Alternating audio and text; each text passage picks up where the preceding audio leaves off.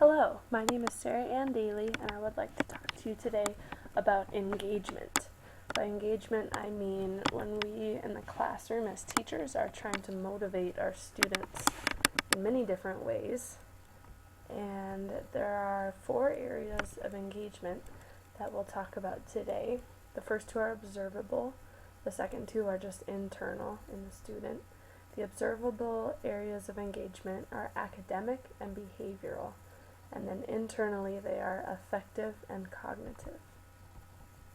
So we will start off with observable engagement, academic and behavioral. In academic, this can refer to the time on task, the homework level of engagement, those types of things. So in my classroom, I would like to pay attention especially to the level of engagement.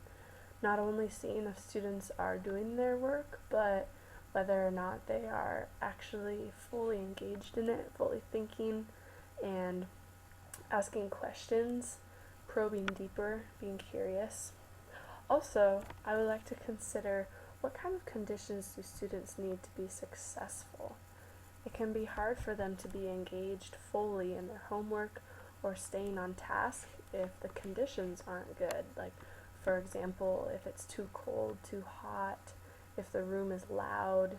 There are some things that can't be helped, but as much as possible, it's good for the teacher to be able to help students out in that area. The second area of observable engagement is behavioral. And behavioral is things like attendance, if the students are on time or tardy a lot, if you will use suspensions or not, and just general participation.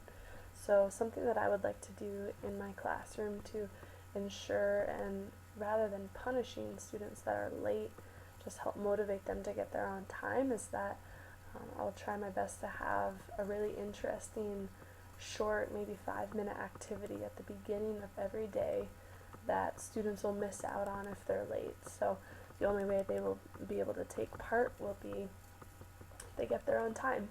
And this kind of activity will be just as interesting and engaging as possible so that it will motivate students to want to be there. And also, I will encourage participation in different forms because I think that sometimes students can participate, just not in ways that we think of. For example, a student might be very, very introverted and really uncomfortable talking in front of people, and granted that is something that they need to learn to overcome in some ways.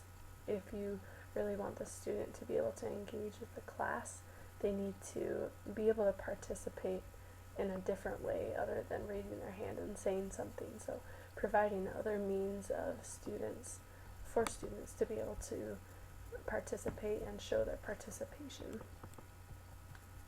Now the final 2 areas of engagement are internal, affective and cognitive. Affective engagement is just identification with the school, a sense of belonging and school connectiveness.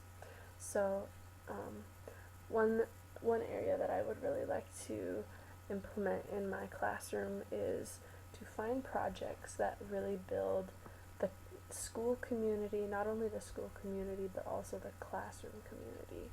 Also, students really have a deep desire for building relationships, and so using that as a motivating factor for learning would also be very beneficial.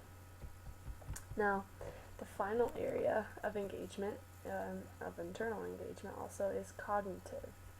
And I think that cognitive is if the students perceive that their work is relevant, setting personal goals, and also just how much they value learning and success. So there are 3 areas that I would really like to focus on in cognitive engagement. Creating a classroom that is safe emotionally is absolutely vital. If students feel that they are going to be attacked or belittled if they come up with an answer that might not sound as good, then they just won't engage. They won't come up with answers anymore. So emotional safety is big. And then also marketing projects, telling students why they're doing their project and getting them excited about it. And finally, focusing on an audience beyond myself as the teacher, giving the students an audience in the community, in the world as a whole, I think will just grant a whole new level of relevance to the projects that they are doing. So engagement is obviously very important on many different levels in a classroom, but how do we start out the school year with good strategies for engaging students and then maintain that throughout the whole year?